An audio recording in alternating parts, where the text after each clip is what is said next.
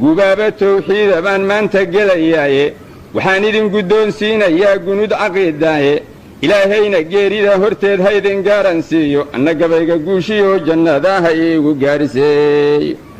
intay goori goor tahay shirkiga gooya xididkiisa tawxiidka gowsaha ku naba oo isugu geeya afka gacanta saaryaan shirkigu meel ka soo geline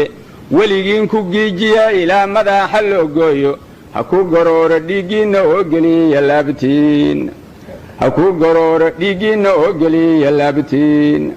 geerida xaq baa loo arkaa gooriyo ayaane nin gantaal ku seegaa ma jiro ama girifaaye ilaahay wakhtuu gooyayoo garanti weeyaane